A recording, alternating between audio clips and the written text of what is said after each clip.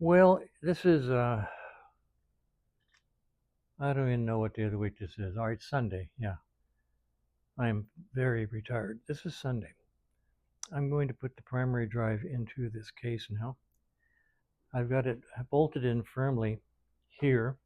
I've got the 4 studs in place here and tightened down.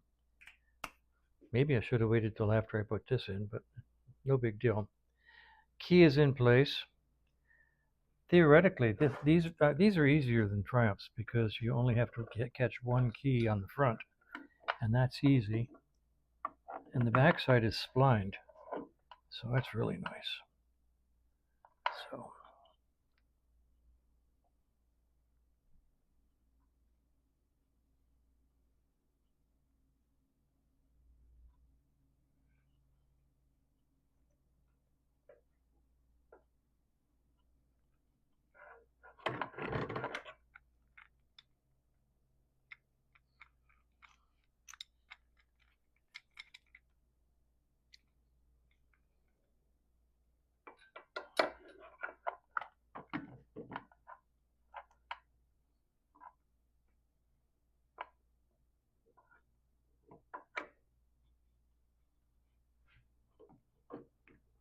okay, so they go in really nice.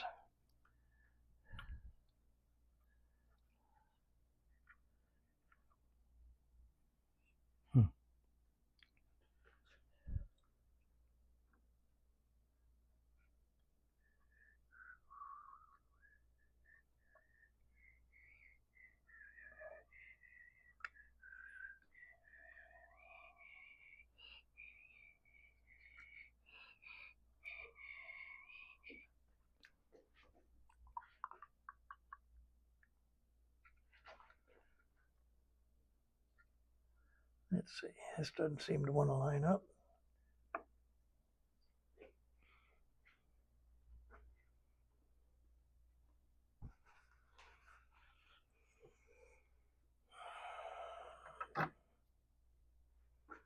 Just for curiosity.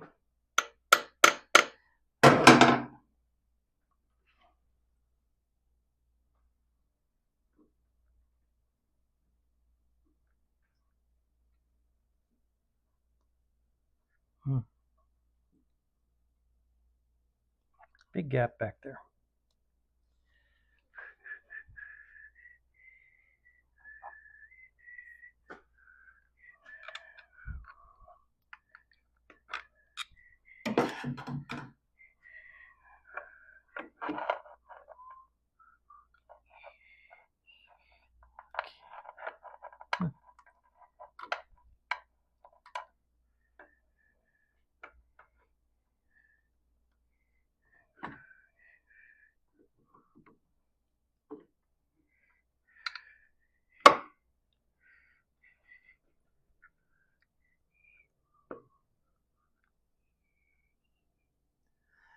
All right, either this is way too far in or this is way too far out, and I don't want to force either of them yet.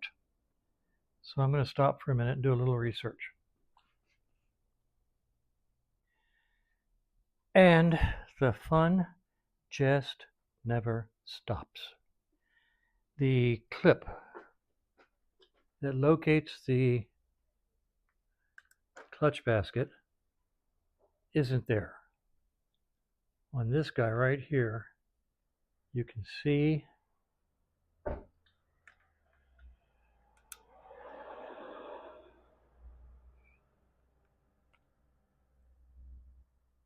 the groove right here where the clip goes around for the back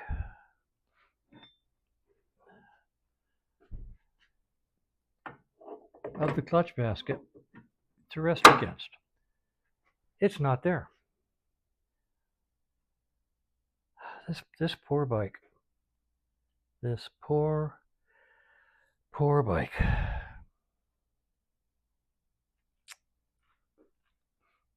Well, and the fun just never stops. Okay, I'm back. I got called away for some non-motorcycling interruptions, and I'm back, and I know what's wrong with fitting the clutch. It's that same old story as on a previous bike.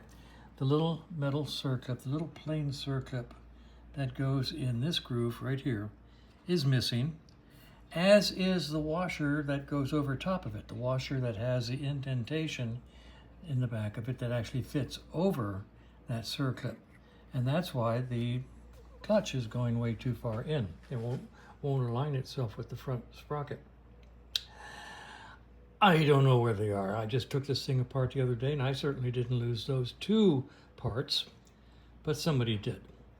And that would really explain why the bike was so hard shifting. The clutch was probably just flopping around on this shaft the whole time and never really releasing because it would never sit still. So I'm going to order the circlip and the locating, what would you call it? Locating spacer, okay? Here's the blow up of the parts book, and what we're missing is this number 15 clutch locating spacer and circlip number 14 clutch locating. So I'm going to order those two parts, and right now I'm going to take tomorrow morning I'm going to take Dead Fred off the lift and put him back in the waiting status place. In the meantime, this bike just came in. This bike was in here about a week or two ago, and just went home, and now it's back, and he has the same situation.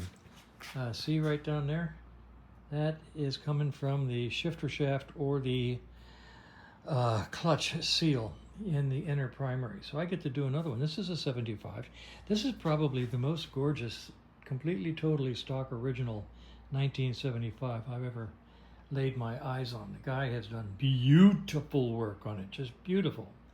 And I worked on it a couple weeks ago, and he took it home and did a whole bunch more work and polished all kinds of stuff. I said, my goodness, what do you do? Take this apart and send it to a polisher? He said, nope, did it by hand. All that polishing. Look at the Z plates. Aren't they gorgeous? Look at the spacer on the foot peg. Look at the tranny cover and the timing cover. Well, anyway, we're going to take that whole primary off and replace those two seals again. Two seals, and I'll try to get the grommet for the alternator wires.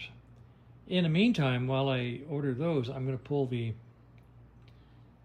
timing cover. Oh, we don't have to. This is a 75. He said that it's wet sumping. Interesting. Well, I'm going to pull the timing cover off then and see if the anti-drain down valve that is stock original in the 75s is in there and operating properly. I've heard that they have a tendency to stick in the open position. So I'll pull that timing cover off and double check that valve that's built into this bike from the factory in 1975 and see if that's sticking. That's the only reason it would be wet sumping. I'll be darned. I didn't think about that when we talked about it. He and I. It has the valve in there. Okay, so anyway, that's what we're going to do. I'm going to pull the timing cover off, check to make sure that the anti-drain down valve is working properly. And over here, back at the wrench, I'm going to pull the whole primary off, just like I did with Dead Fred, and replace those seals on the back of the timing cover.